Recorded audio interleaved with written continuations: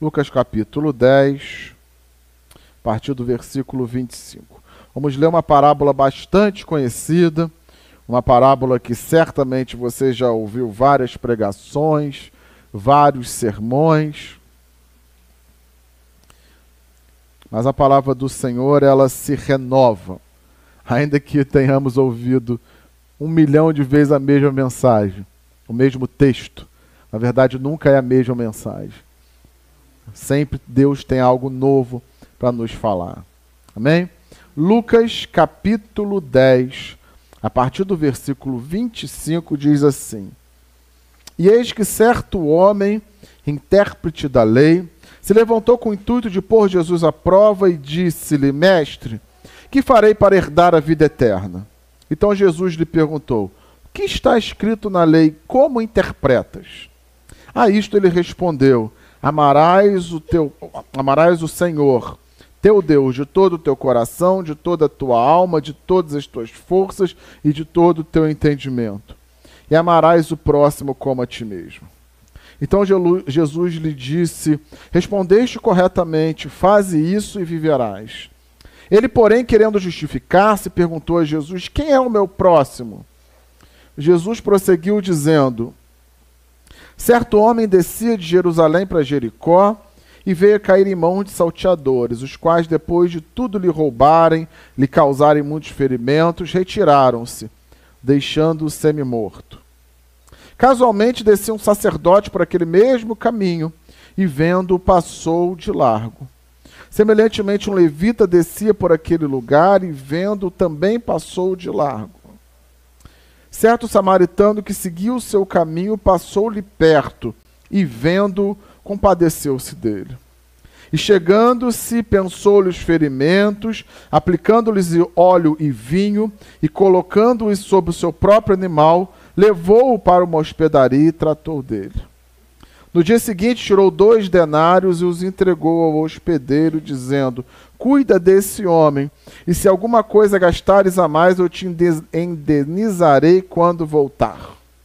Qual destes 3 te parece ter sido mais o próximo do homem que caiu nas mãos dos salteadores? Respondeu-lhe o intérprete da lei: O que usou de misericórdia para com ele. Então lhe disse: Vai e procede tu de igual modo. Amém? Queridos irmãos, qual é o papel da igreja nos tempos de hoje? Qual é o papel da igreja nesses tempos chamados pós-modernos? Olhando o tempo de hoje, o século XXI, no qual nós temos falado tanto, da necessidade de nos colocarmos nesse tempo em que vivemos, 2025. Um tempo completamente diferente do que vivemos quem estava lá na década de 90, de 80, de 70, de 60. Os tempos são completamente diferentes. A tecnologia é completamente outra. O mundo é completamente outro. As questões são completamente outras. Ser igreja hoje é completamente diferente do que ser igreja nesses tempos passados. E como nós podemos ser igreja hoje? Nos mantendo fiéis ao que diz a Escritura, nos mantendo fiéis aos ensinamentos de Jesus, mas ao mesmo tempo entendendo as dificuldades do nosso momento, as dificuldades do nosso contexto, as dificuldades do nosso tempo. O que farei para herdar a vida eterna? Foi o que perguntou o doutor da lei, tentando testar a Jesus nessa parábola que nós lemos. Essa parábola que nós lemos, ela é uma resposta de Jesus a essa pergunta que foi feita por ele, foi feita por um doutor da lei, um alto religioso daquele contexto, que perguntou a Jesus com o sentido de testá-lo, com o sentido de confrontá-lo, no sentido de tentar fazê-lo cair em contradição. O que farei para herdar a vida eterna? E a resposta, Jesus perguntou a ele: o que pensas? Ele falou: temos que cumprir os mandamentos. E como se resume esses mandamentos? E esse homem respondeu: amar a Deus com toda a sua força, com toda a sua alma, com todo o seu entendimento, e amar ao próximo como a ti mesmo. Isso, de certa maneira, sintetiza bem aquilo que Deus espera de nós, hoje, em 2025. Amar a Deus com toda a nossa alma, com todo o nosso corpo, com todo o nosso entendimento, e amar ao próximo como a ti mesmo, como a gente mesmo. Assim, queridos, a partir da resposta de Jesus a essa pergunta, a essa questão, nesse texto que nós acabamos de ler, o que eu gostaria de refletir com os irmãos aqui é sobre, nos tempos atuais, considerando os tempos que nós vivemos, como deve ser o procedimento da igreja para que ela reflita a missão de Deus, de forma a se manter fiel às Escrituras e aos ensinamentos de Jesus. Ou seja, a questão que a gente quer refletir aqui nessa manhã. E evidentemente não conseguiríamos dar uma resposta cabal, uma resposta matemática, encerrando essa questão, dando aqui essa pergunta, essa resposta. A ideia é nós pensarmos, refletirmos e sentirmos aquilo que o Espírito Santo de Deus tem a nos dizer a partir dessa questão. Considerando os tempos que nós vivemos hoje, 2025, primeiro quarto, estamos encerrando o primeiro quarto já do século 21.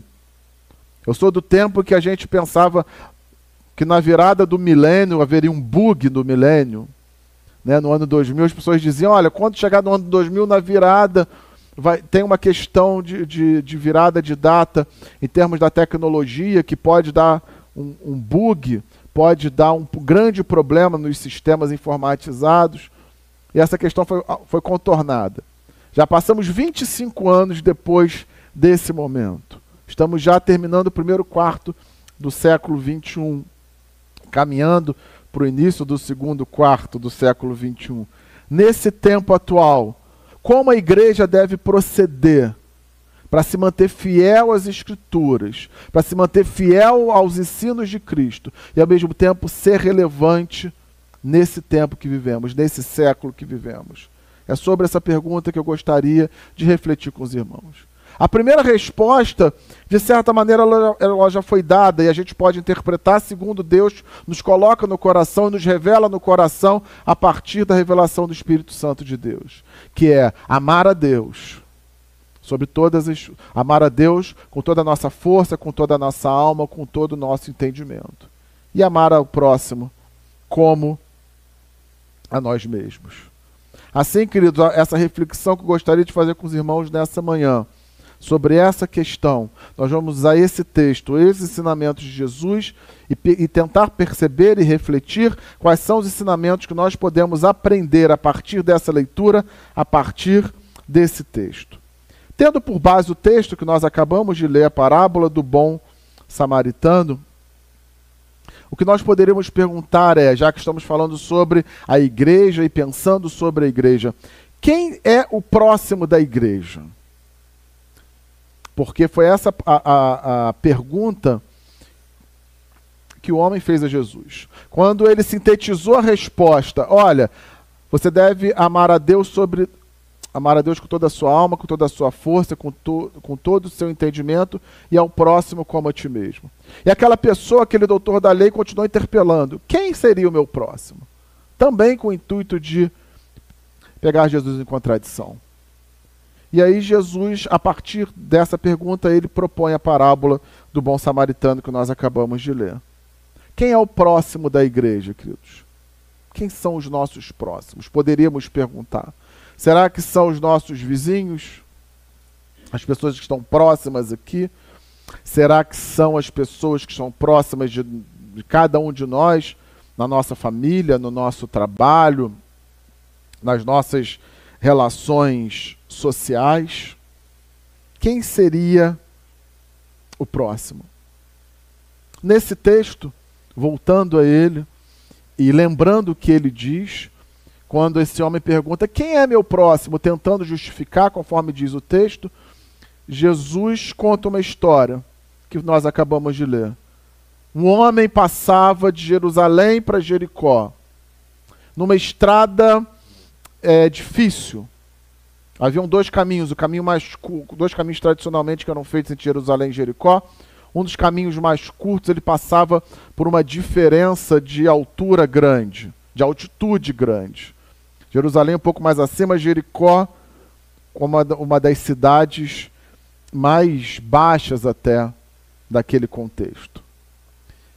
E era uma oportunidade ali para exatamente acontecer esse tipo de situação, de roubos, de salteadores ficarem na espreita ali, porque era uma estrada de certa maneira perigosa devido ao aclive ou ao declive.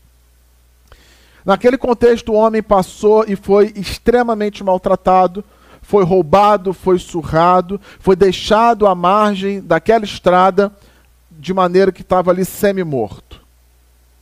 E a partir dali, aquele homem semi-morto, sem esperança, sem recurso, sem ter o que fazer, sem ter forças ou condições de fazer qualquer coisa, algumas pessoas começam a passar.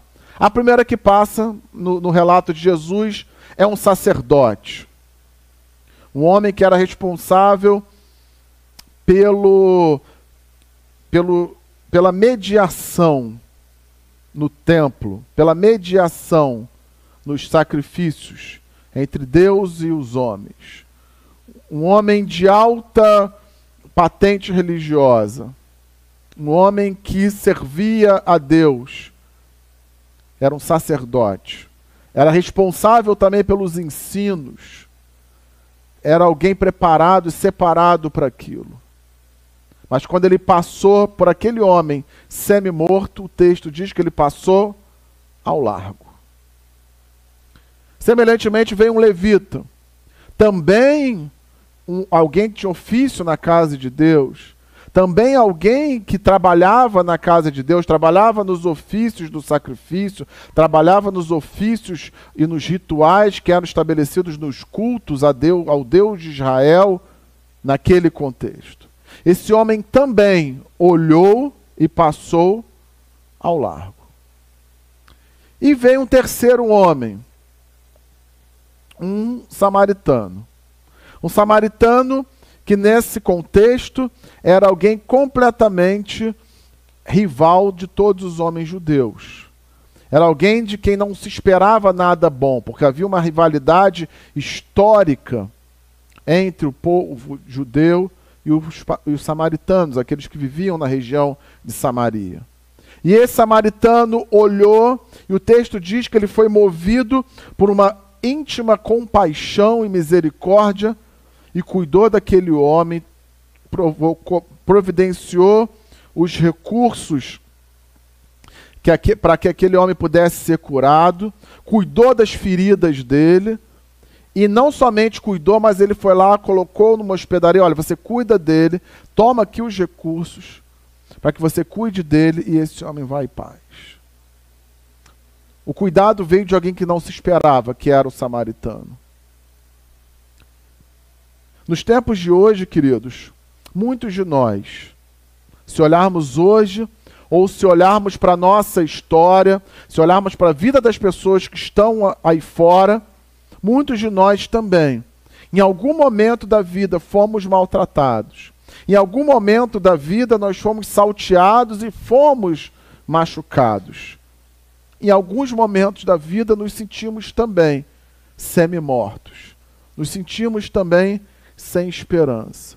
Nos sentimos também sem ânimo.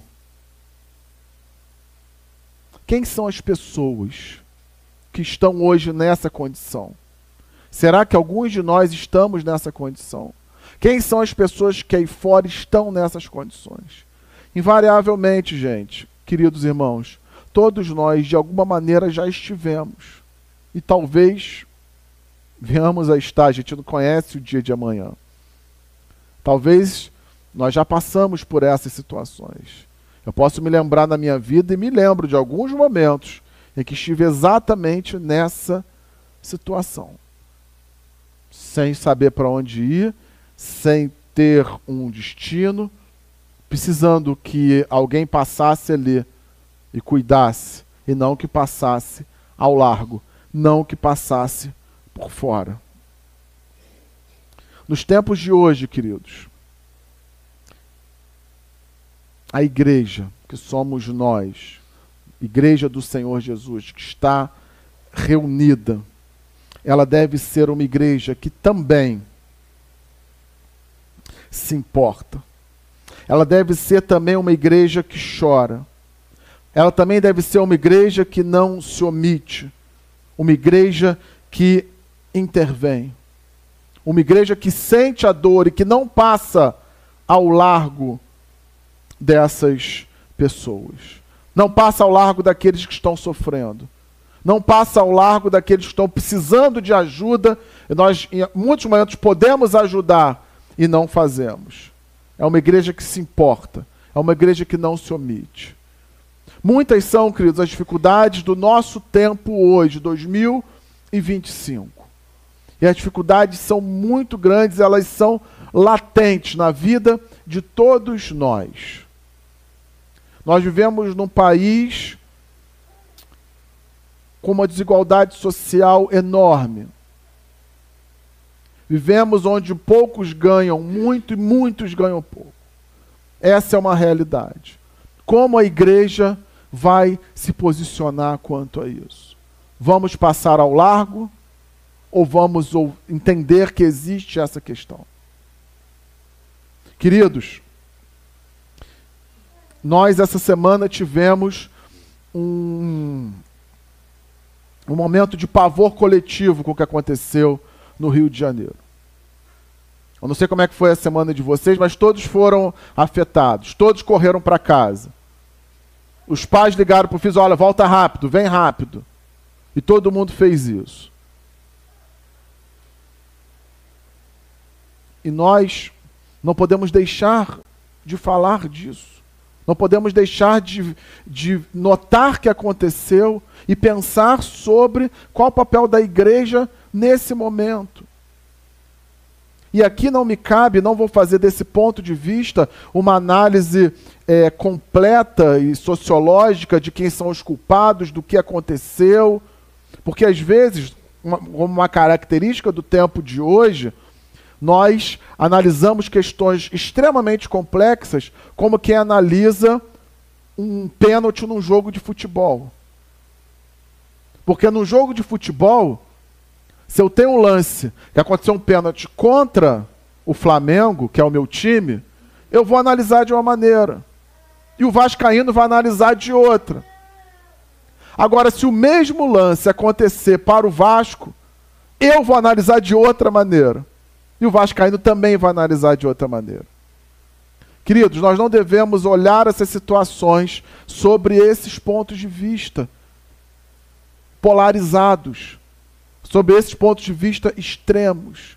Portanto, a análise e a reflexão que eu quero propor sobre o que aconteceu é do ponto de vista do Evangelho, do ponto de vista dos ensinos de Jesus. E eu, enquanto pastor dessa igreja, me sinto na obrigação de falar sobre isso.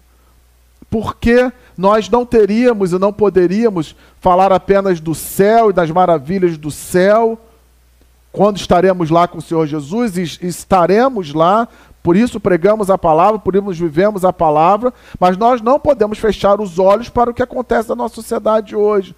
A pregação do Evangelho é também para o mundo em que nós vivemos hoje. Tem de bom ânimo, Jesus disse, eu venci o mundo. No mundo tereis aflições. E sobre essas aflições nós falamos.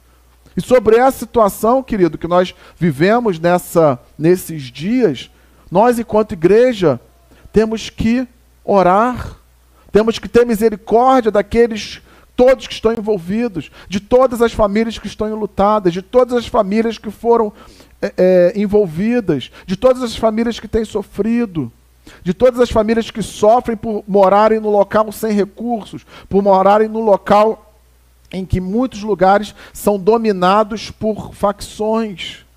Isso é uma realidade muito, muito triste. Nós, enquanto igreja, não temos o poder de ir lá e destruir isso, não temos o poder de resolver isso, mas nós podemos pedir a Deus, Senhor, tenha misericórdia de nós, olha o mundo que nós estamos vivendo. Quando nós olhamos para o que aconteceu, mais de 100 pessoas que foram mortas. Algumas foram mortas, ou muitas foram mortas, em decorrência das práticas criminosas.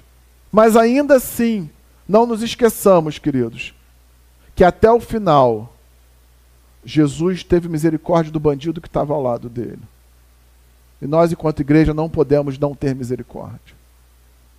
Muitos morreram em decorrência dos seus atos ilícitos. Mas também teve morte de inocentes, com certeza. Tiveram morte de policiais que foram fazer o seu ofício tão difícil nesse contexto. E nós devemos, enquanto igreja, queridos, ter misericórdia de todas essas vidas, de todas essas famílias, de todas essas mães que estão chorando nesse dia.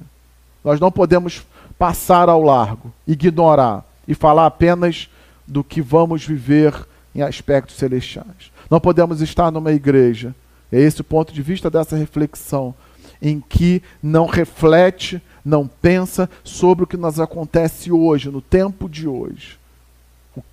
Não podemos passar ao largo.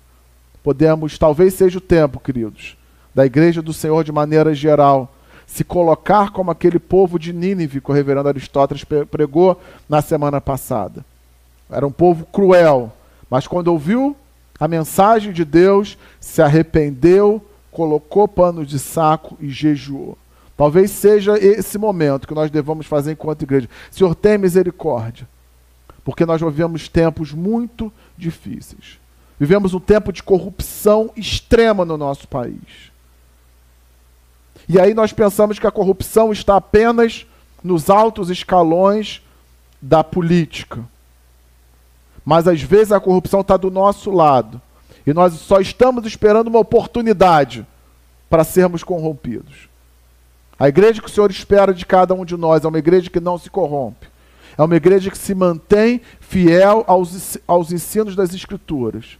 É uma igreja que não aceita suborno, que não aceita dinheiro ilícito. É uma igreja que se mantém fiel aos princípios do Senhor. É uma igreja que se mantém fiel, que não se vende para ter um status maior, não se vende para ter uma posição maior, não se vende para ter um alcance maior, mas ao contrário, ela se coloca junto do órfão e da viúva. Ela se coloca diante daquele que sofre. Ela junta recursos para ajudar e para abençoar as pessoas. Que possamos sempre, queridos, ter esse coração, sempre ter essa estrutura na nossa vida, de não nos corrompermos, de mantermos os valores que o Senhor Jesus nos ensinou. Porque não existe fama, não existe poder, não existe riqueza que seja mais significativa do que a presença de Deus na nossa vida. Do que estarmos diante de Deus com o nosso coração íntegro, com o nosso coração correto, com o nosso coração sincero diante do Senhor. Não há preço, não há riqueza maior do que isso. Muitos, infelizmente, não enxergam isso. E que não sejamos nós a sermos corrompidos. Que assim seja com a nossa vida, meu querido irmão, minha querida irmã. Que a gente, enquanto igreja do Senhor, possa olhar para toda a situação, interceder diante do Senhor. Porque nós temos, Jesus disse, aquilo que ligarmos na terra terá sido ligado no céu, e aquilo que desligarmos na terra terá sido desligado no céu. Nós cremos que no Deus que nos ouve, nós podemos sim, enquanto igreja, clamar para que a nossa sociedade mude, para que nós não tenhamos essa estrutura que temos hoje, uma estrutura tão difícil para muitas vidas. Nós não podemos imaginar, queridos, muitos de nós, o que é ter uma vida sem recursos. Muitos de nós não podemos sequer imaginar o que é você viver dentro de uma comunidade sem recursos. Não podemos sequer imaginar o que é viver como muitas famílias vivem, 5, 6, 7, 10 pessoas numa casa com 2 cômodos. Muitos vivem hoje nessa realidade. E nós podemos nos sensibilizar e orar ao Senhor e pedir sabedoria e direção. Não podemos, queridos, passar ao largo das situações que nos advêm diante das situações do nosso contexto no dia a dia. Nosso contexto hoje, nos dias de hoje, é completamente desafiador. Quando digo que o papel que ser igreja na década de 90 é completamente ser diferente de hoje, passa por essas questões. Hoje o mundo está muito mais desafiador, está muito mais difícil, está muito mais complexo. E o pior, que a gente não sabe de onde a gente pega a resposta, porque nunca aconteceu isso antes. Então a nossa única fonte de resposta é orar ao Senhor e pedir inspiração e direcionamento do Senhor. Nesse texto que lemos, queridos, nós vimos 3 personagens, o sacerdote, o levita e o samaritano. Qual desses 3 é o papel da igreja? Será que o papel da igreja tem sido como sacerdote, que vê o que está acontecendo, vê aquele homem ali, semi-morto, e diz, não é comigo, eu tenho que cumprir as minhas obrigações, assim como o sacerdote fez. Que nós, enquanto igreja, queridos, não façamos dessa maneira. Que o nosso papel não seja esse, de ver aquele que está sofrendo, de ver aquele que está semi-morto, e que nós temos os meios para ajudar, e nós não o fazemos. Que não seja isso que a igreja faça, que não seja esse o papel da igreja. Que a igreja não se comporte como se comportou o sacerdote, que era responsável pelo ensino, mas ainda assim viu alguém precisando e passou ao largo. Que a igreja também, queridos, não seja como o levita, que tinha sua função na liturgia, que também era responsável pelo ensino, mas também passou ao largo para aquele que precisava. Fechou os seus olhos para aquele que precisava. Mas que a igreja seja como esse bom samaritano. Que o nosso papel de igreja no século 21 seja como o do bom samaritano. O bom samaritano, o texto diz que ele foi movido por íntima compaixão. E que esse seja o movimento também na nossa vida, a partir do Espírito Santo, que nós sejamos movidos também por íntima compaixão, por aquele que sofre, por aquele que está precisando, por aquele que está vivendo alguma situação e que você às vezes não pode ajudar, mas você pode se importar, você pode ligar, você pode se importar de coração. Meu irmão, como é que você está? Meu irmão, você está passando por isso, eu estou orando por você. Meu irmão, você está precisando de alguma coisa? Meu irmão, estamos juntos em oração. Que sejamos, queridos, movidos também, assim como foi o bom samaritano, movidos por íntima compaixão. Que possamos ser uma igreja que se aproxima daqueles que sofrem, que cuida das feridas, que provê esses meios para essa devida recuperação. Como nós falamos no início, queridos irmãos, como nós falamos no início, em algum momento da caminhada nós fomos ou seremos como aquele homem que estava à margem, ferido, machucado. E eu me lembro que quando eu estive nessa situação, ferido e machucado, a primeira pessoa que eu me lembrei foi meu tio, que tinha me levado para a igreja. E eu procurei ele e falei, tio, eu quero ir na sua igreja. E fui à igreja. E isso mudou completamente a minha vida. Mudou completamente a minha existência. Porque nessa igreja, Deus cuidou de mim, usando a vida dos irmãos, usando a comunidade que eu estava, cuidou de mim, cuidou das minhas feridas, me fez um novo homem, me fez um novo homem com uma nova visão, com novas perspectivas, com uma nova realidade.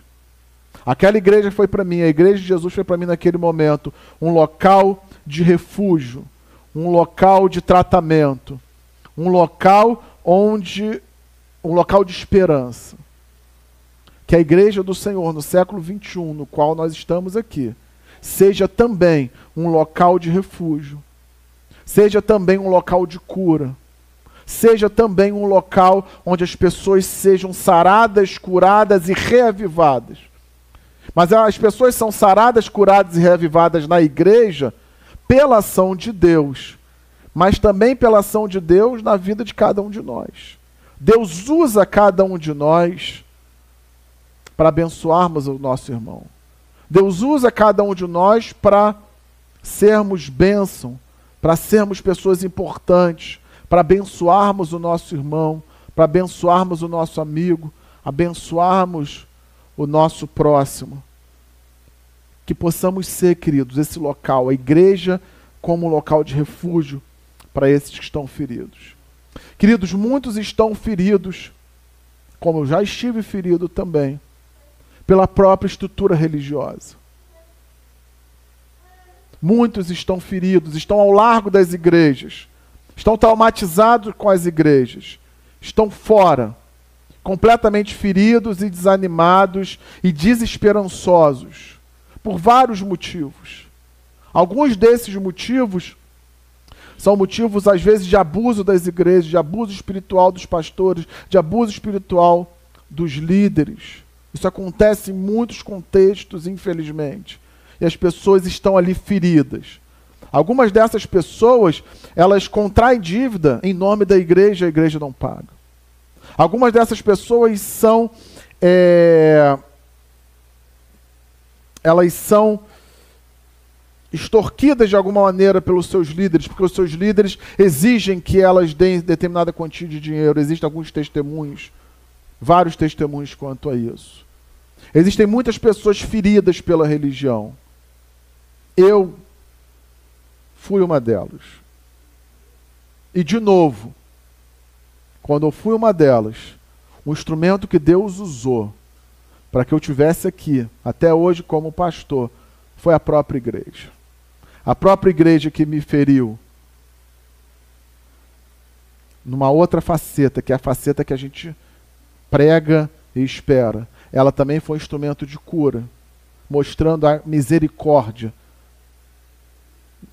em essência, em materialidade.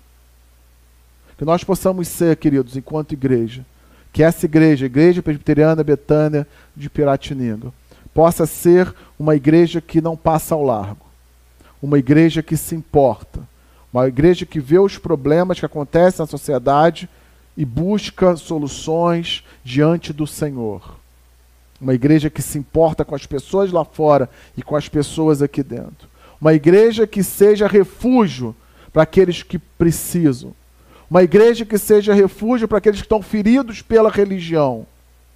E eu acredito, queridos irmãos, que dentro de muito pouco tempo, nós teremos aqui pessoas resgatadas pelo Senhor Jesus, que estavam decepcionadas com a própria religião, decepcionadas com a própria estrutura cristã, com a própria estrutura evangélica.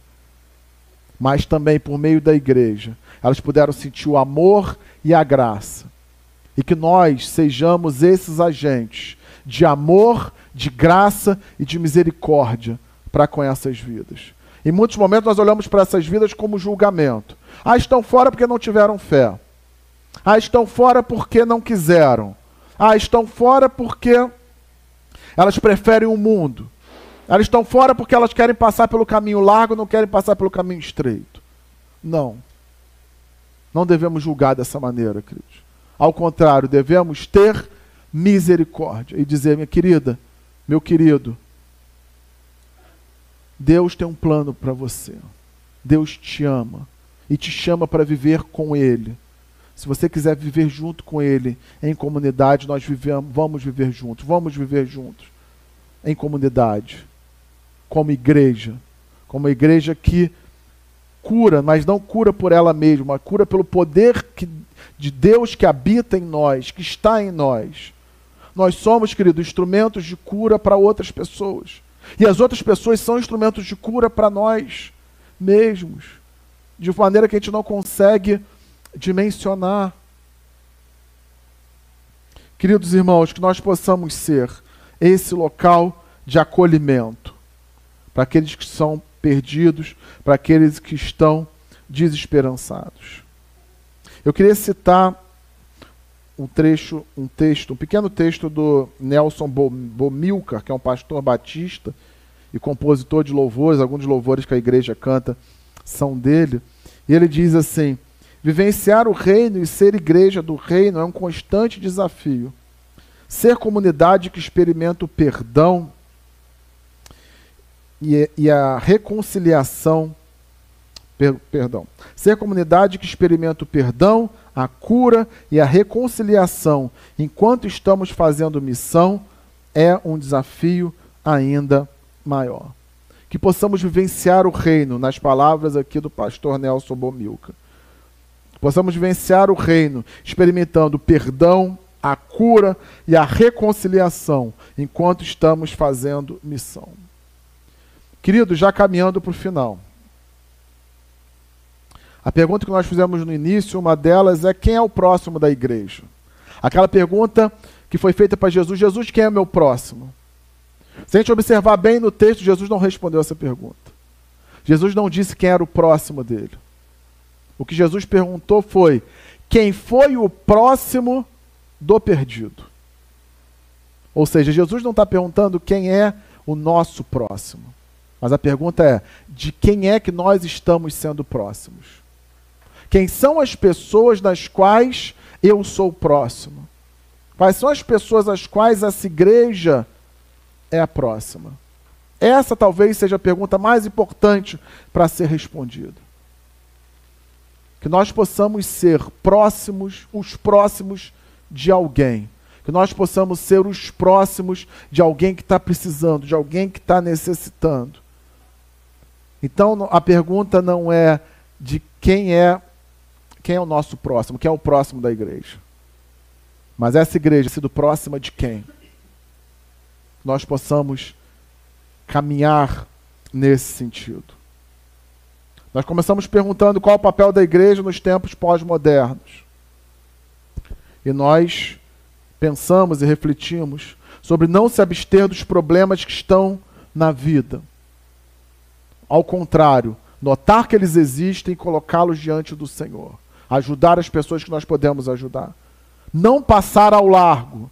Não escolher passar e fechar os olhos, fingir que não existe. E se colocar como próximo de muitos. Que essa igreja, queridos, que certamente foi próxima para cada um de vocês aqui. Essa igreja que foi próxima para mim, ela possa ser próxima de muitos e muitos e muitos e muitos que ainda virão. Que possamos cumprir, queridos, o nosso chamado profético de anúncio do Evangelho, de anúncio da vida em Jesus, de maneira íntegra com os ensinamentos de Cristo. E para finalizar, queridos, eu vou citar também um trecho do pastor ainda Nelson Bomilcar, quando ele diz assim: cabe a cada um de nós, de forma honesta e sincera, não somente fazermos rapidamente ou com mais tempo diagnósticos de condição da igreja, mas também nos incluir como parte das soluções e possíveis para vê-la mais parecida com Jesus aqui nessa terra. A gente pode perceber algumas inconsistências, algumas questões que nós vemos da igreja visível nessa terra. Não é difícil perceber isso. Mas o que o pastor Bomilcar diz aqui é que nós também podemos e talvez devemos nos colocar como possíveis soluções, pensar em possíveis soluções para que essa igreja seja cada vez mais parecida com Jesus Cristo. Tenha cada vez mais a misericórdia e a graça expressa por meio de Jesus Cristo. Eu ainda creio, querido, na igreja, na nossa igreja, na igreja do Senhor, como instrumento de cura para as pessoas. Eu creio na igreja como instrumento que pode abençoar a vida das pessoas. Eu creio na igreja como instrumento que pode mostrar, por meio da prática, a graça e a misericórdia que Deus teve com a igreja e que a igreja passa a ter também com os seus próximos. Que a igreja possa ser próxima de muitos, que nós possamos também ser próximo de muitos, nesse tempo tão difícil, tão desafiador. Que o Senhor nos abençoe, queridos. Que essa palavra, que essa reflexão produza mudança, produza transformação, produza vida na vida de cada um de nós. Que nós possamos ser próximos de tantos que precisam, de tantos que estão doentes, de tantos que estão caídos, de tantos que estão semi-mortos. Que nós possamos ser próximos deles. Assim como muitos deles, ou como a igreja, ou como muitas pessoas, tem sido o nosso próximo também, nos momentos em que a gente precisa. Amém? Vamos orar?